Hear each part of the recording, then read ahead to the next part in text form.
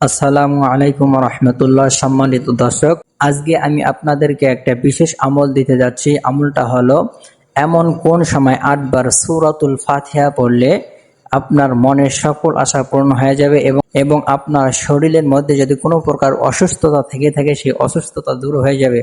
অর্থাৎ আপনার যত প্রকার সমস্যা আছে ইনশাআল্লাহ সমস্ত প্রকার সমস্যা সমাধান হয়ে যাবে। তো আপনারা আমলটা কখন করবেন, কিভাবে করবেন, এই বিষয়ে বিস্তারিতভাবে আলোচনা করব এবং আপনাদেরকে সহজভাবে বুঝিয়ে দেওয়ার চেষ্টা করব ইনশাআল্লাহ।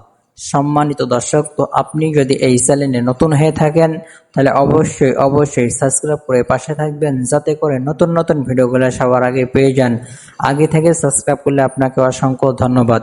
সম্মানিত ভাই ও বোনেরা, তো আপনার আমলটা কখন করবেন, কিভাবে করবেন এবং করলে কি লাভ, এই বিষয়ে বিস্তারিতভাবে আলোচনা করব। ভিডিওটা খুবই ছোট হবে, আপনারা সম্পূর্ণ ভিডিওটা মনোযোগ সহকারে দেখবেন, বুঝবেন, দেন এরপরে আমল করবেন। আপনাকে বুঝে শুনে আমল করতে হবে। আপনি যদি না বুঝে আমল করেন তাহলে কিন্তু ফলাফল পাবেন না। অর্থাৎ আপনাকে বুঝে আমলটা করতে হবে। সব থেকে বড় কথা হলো আপনার নিয়তটা ঠিক করে নেবেন, নিয়তটা সহি করে নেবেন। আল্লাহ রাসূল বলেন, ইন্নামাল আমালু বিন্নিয়াত, সমস্ত কাজ তোমার নিয়তের উপর নির্ভর করে। তো আপনি যখন যে কাজ করবেন তখন সে কাজে যেন নিয়তটা করে নেবেন। তো আপনাকে আমলটা করার জন্য তেমন কিছুই করতে হবে না। তো আপনি আমলটা কখন করবেন, কোন সময় করবেন, এই আমলটা আপনাকে ফজরের নামাজের আগে করতে হবে। অর্থাৎ যখন আপনি ফজরের নামাজ পড়ার জন্য 2 রাকাত সুন্নত পড়বেন, সুন্নত পড়ার পর এই আমলটা করে নেবেন।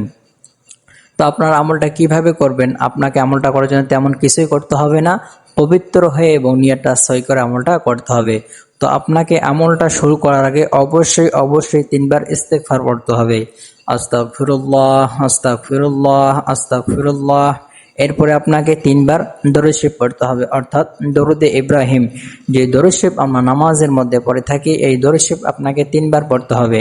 আল্লাহুম্মা সাল্লি আলা মুহাম্মাদ ওয়া আলা আলি মুহাম্মাদ কামা সাল্লাইতা আলা ইব্রাহিম ওয়া আলা আলি ইব্রাহিম ইন্নাকা হামিদুম মাজিদ। আল্লাহুম্মা বারিক আলা মুহাম্মাদ ওয়া আলা আলি মুহাম্মাদ কামা বারাকতা আলা ইব্রাহিম ওয়া আলা আলি ইব্রাহিম ইন্নাকা হামিদুম মাজিদ। এভাবে আপনারা 3 বার পড়ে নেবেন। তো আপনি যদি এই দরুদ শরীফ পড়তে না পারেন তাহলে বলবেন সাল্লাল্লাহু আলাইহি ওয়াসাল্লাম, সাল্লাল্লাহু আলাইহি ওয়াসাল্লাম, সাল্লাল্লাহু আলাইহি ওয়াসাল্লাম, এভাবে কয়েকবার পড়ে নেবেন। এরপরে আউযু বিল্লাহি এবং বিসমিল্লাহর সহিত সূরাতুল ফাতিহা 8 বার পড়ে নেবেন। আউযু বিল্লাহি মিনাশ শাইতানির রাজীম, বিসমিল্লাহির রহমানির রহিম, আলহামদুলিল্লাহি রাব্বিল আলামিন, আর রহমানির রহিম, মালিক ইয়াউমিদ্দিন, ইয়্যাকা না'বুদু ওয়া ইয়্যাকা নাস্তাঈন, ইহদিনাস সিরাতাল মুস্তাকিম, সিরাতাল্লাযীনা আন'আমতা আলাইহিম গায়রিল মাগদুবি আলাইহিম ওয়ালাদ-দাল্লিন, আমিন। এভাবে আপনারা ৬৬ ভাবে 8 বার পড়ে নেবেন।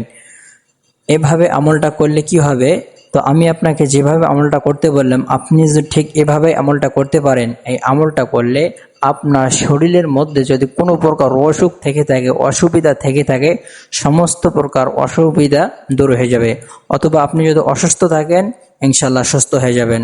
অর্থাৎ আপনার শরীরের মধ্যে যত প্রকার সমস্যা আছে ইনশাল্লাহ সমস্ত প্রকার সমস্যা দূর হয়ে যাবে এবং আপনার মনের সকল আশা পূরণ হয়ে যাবে। তো আপনি যদি আমলটা করতে চান তাহলে অবশ্যই আমাকে কমেন্ট করে জানাবেন।